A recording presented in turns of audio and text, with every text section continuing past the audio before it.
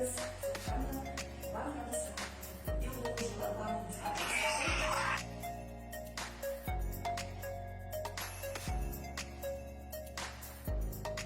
болашақ менің қолымда, Қазақстанның болашағы жастардың қолында. Оны елбасымыздың өзі өз жолдауында айқын атап көрсеткен. Біз болашақ ұрпаққа Қазақстанның түрлі дүниелерін аманат етіп қалдыруымыз керек. Ол үшін әуелі біз өзіміздің іргетасымызды дұрыс қалауымыз керек, яғни мамандықты дұрыс таңдай білуіміз керек. Сонымен қатар біз болашақ ұрпаққа нені аманат етеміз? Тілімізді, көркем әдебиеттерімізді, еліміздегі пайдалы тау қазбаларды, сонымен қатар салт дәстүрді, ұстанымды, қазақилықты аманат етуіміз керек. Ол үшін қазірден бастап мемлекеттік дұрыс мамандық таңдай білуіміз керек. Бірінші қыркүйек білім күні құтты болсын.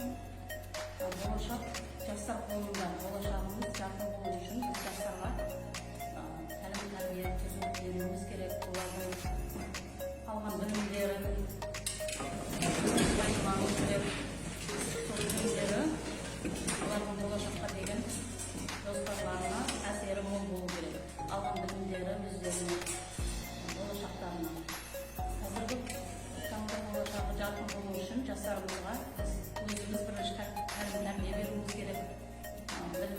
Мектептен білім алуы барлығы балалардың болашағына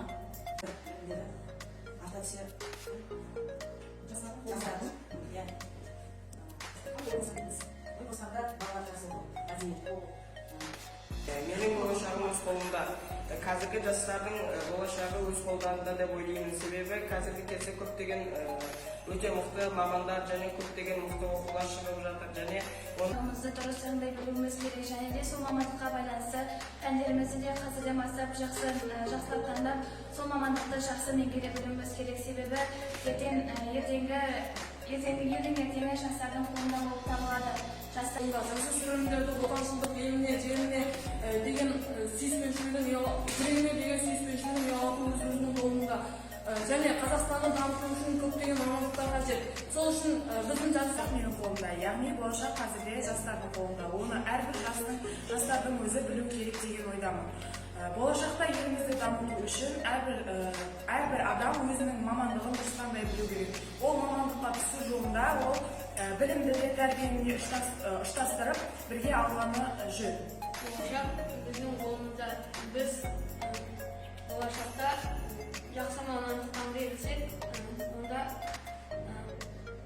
өзімізге де жақсы болады. Мысалы мен болашақта